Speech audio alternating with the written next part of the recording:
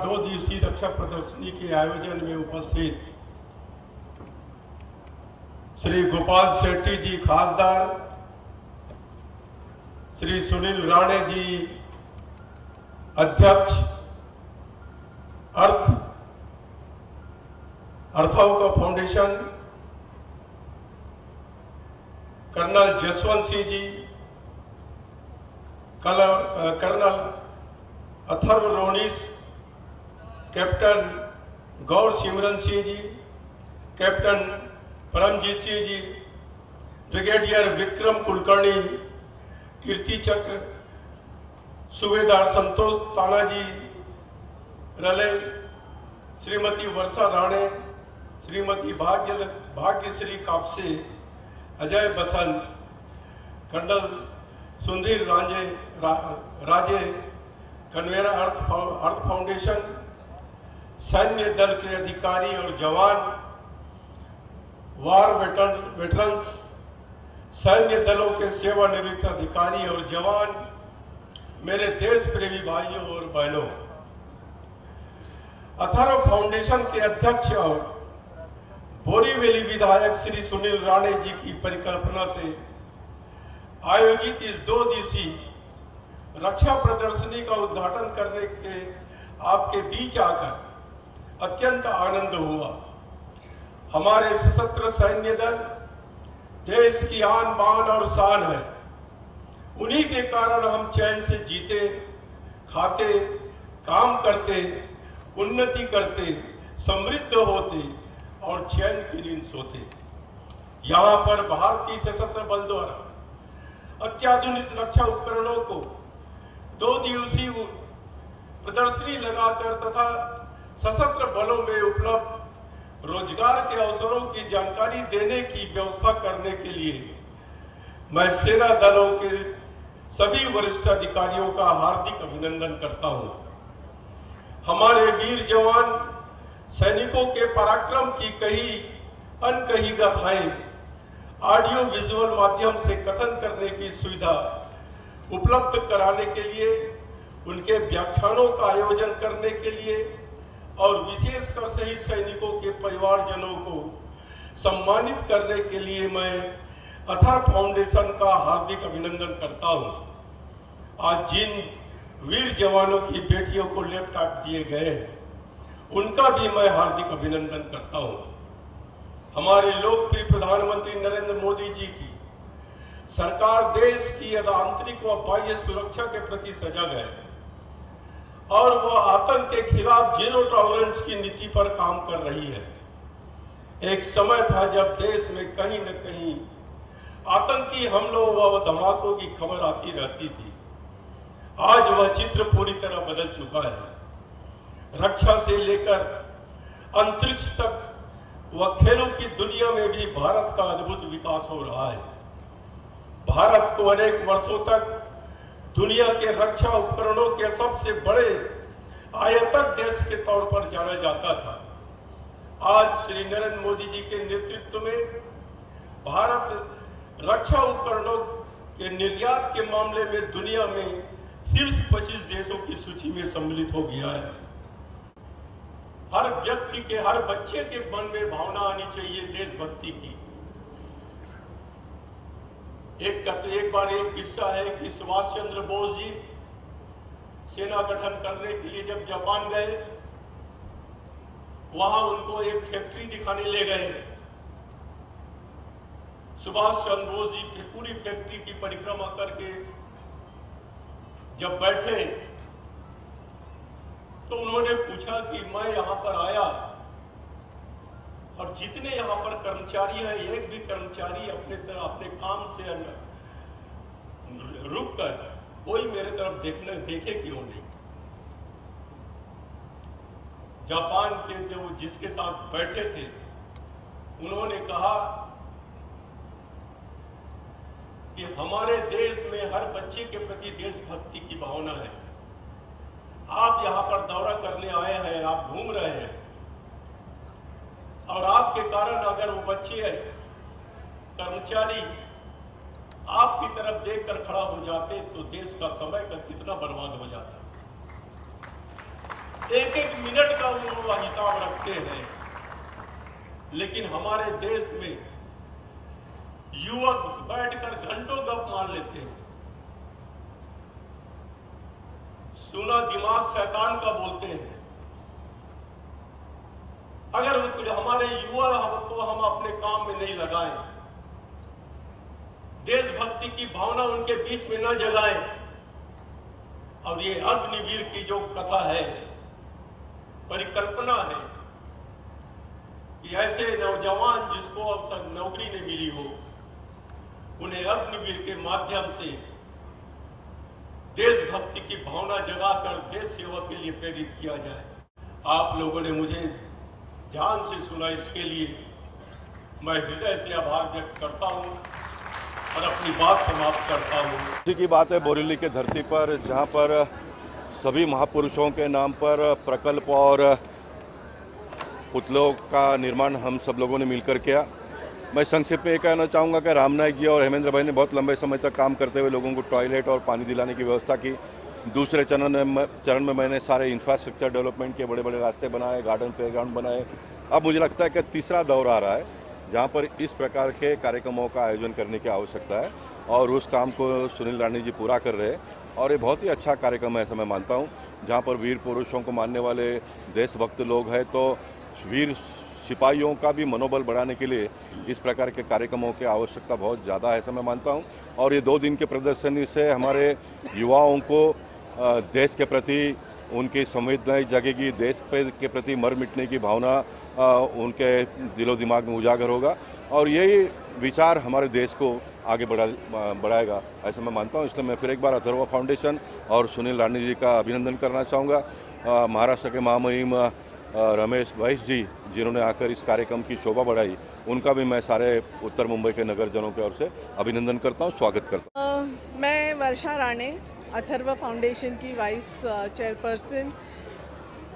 इस कार्यक्रम के द्वारा सभी युवकों को यही कहना चाहूँगी कि हमारा देश बहुत ही प्रेशियस है, अपना है, और बहुत जतन करना है। एक एक मनुष्य, एक एक प्राणी इस देश पे जो जीता है वो बहुत ही प्रेशियस है। और ये कार्यक्रम लेके, ये जो हम ऑर्गेनाइज़ करते हैं, बरसों से करते आ रहे हैं, मार्टियर्स फैमिलीज़ को सपोर्ट कर रहे हैं, गर्ल चाइल्ड एजुकेशन को सपोर्ट कर रहे हैं, इससे इंस्पिरेशन ले श्री सुनील राणे जी जो चेयरपर्सन है अथर्वा फाउंडेशन के, यही बहुत बड़े इंस्पिरेशन है, रोल मॉडल है आज के युवकों के लिए कि विधायक अपने पर्सनल इंटरेस्ट के लिए नहीं बने हैं।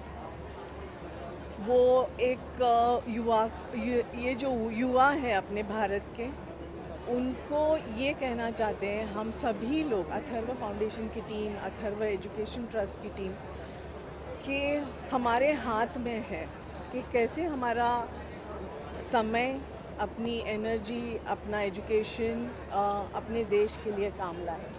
और यही एक बहुत बड़ा मैसेज हम पहुंचाना चाहते हैं सभी लोगों को। माध्यम से आज का संरक्षण प्रदर्शन का उद्घाटन महाराष्ट्र के महामहिम राज्यपाल आदरणीय श्री रमेश बैस साहब ने किया।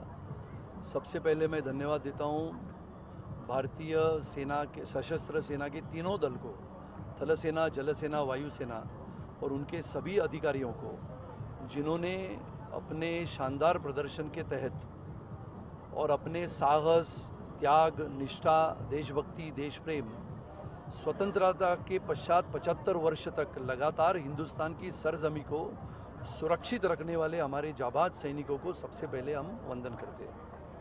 हम सब जानते हैं कि ऐसी संरक्षण प्रदर्शनी का आयोजन लगातार भारत भर में होता है। थोड़ा मुंबई में इसकी कल्पना, इसकी गूंज बहुत कम होती है, क्योंकि मुंबई ये भागने वाला शहर है, दौड़ने वाला शहर है। लेकिन हर कोई ये चाहता है कि अपने देश के लिए, अपने परिवार को छोड़ते हुए देश की सीमा को सुरक्षित रखने वाला अपना जवान कभी ना कभी तो युद्ध में या फिर शांति काल में, छुपे युद्ध में अपने प्राणों को निछावर कर देता है। फिर वो उसकी स्थितियाँ क्या होती है, उसके घर की परिस्थितियाँ क्या होती है, उसके परिवार में पढ़ने वाली, बढ़ने वाली छोटी बेटियों का क्या होता है, बेटों का क्या होता है। ऐसे पिछले 13 वर्षों से मैं और हमारी संस्था अथर्व फाउंडेशन लगातार देश भर के अनेक राज्यों में हम जाते हैं, चाहे वो गुरेज बॉर्डर हो, लोंगोवाला का बॉर्डर हो, या फिर रेगिस्तान का बारमेड़ हो, या फिर जम्मू कश्मीर का सांबा हो, नौशेरा हो, या फिर कुपवाड़ा हो। ऐसे अलग अलग जगहों पे जाते हुए हमारे सैनिकों की स्थितियों को मैं जानने की कोशिश करता हूँ, और जितना हमसे होता है हम उन्हें मदद नहीं करते तो हम उन्हें सहायता करते हैं। मदद की अपेक्षा हमारा सैनिक कभी नहीं रखता है, और इसके लिए उसके आत्मसम्मान के लिए हम सब लोग काम करते हैं। ये संरक्षण प्रदर्शनी का उद्देश्य ही यह है कि लोगों ने, भारत के देशभक्त नागरिकों ने अपने हृदय में तिरंगा लहराने की आवश्यकता है। दूसरे देश की स्तुति करते समय अपने देश में जो सैनिक है, अपने देश की जो संरक्षण सज्जता है, अपने देश के आदरणीय प्रधानमंत्री जिस प्रकार से इस देश को आधुनिकता की ओर बढ़ा रहे हैं, जिस कल्पकता से उन्होंने अग्निवीर की संकल्पना हमारे सबके सामने रखी। विचार करो, 17.5 की उम्र में इस देश की नौजवान बेटी सरहदों पे जाने के लिए तैयार होती है, अग्निवीर बनने को तैयार होती है, और 17.5 से लेकर 21 साल की उम्र में अगर इस देश का बेटा या बेटी जिस दिन देश की सरहदों पे जाने के लिए तैयार होते हैं, ये किसके लिए है? तो जो नागरिक नौकरी करते हैं, धंधा करते हैं, काम में लगे रहते हैं, मल्टीनेशनल कंपनी में काम करते हैं, वीज़ा लेके न्यूयॉर्क जाते हैं, आते हैं, उनकी सुरक्षा प्रदान करने का काम शहरों में तो पुलिस करता है, लेकिन आखिर में सीमा पार से होने वाले आतंकवाद के साथ जूझने वाला अगर कोई है तो हमारा वो सैनिक होता है। तो वो सैनिक के प्रति सच्ची श्रद्धा हो, उनका सम्मान हो, इसके लिए ये संरक्षण प्रदर्शनी के माध्यम से हमारा उद्देश्य वही है। चाहे वो छोटे बच्चों को संरक्षण सामग्री दिखाना हो, उनके पिताजी को, उनके दादाजी को, हमारे शहीद सैनिकों की वीरता, साहस, देशभक्ति, इसकी सच्ची कहानियाँ बताने का हो। जो फिल्मों में दिखता है वो फिल्मों का हीरो होता है, जो थिएटर के बाद आने के बाद मेकअप निकालता है, लेकिन अपना सैनिक सरहदों पे या सियाचिन की बॉर्डर पे -57 डिग्री में खड़ा रहता है तो वो अपेक्षा नहीं करता है कि कोई मुझे देखे।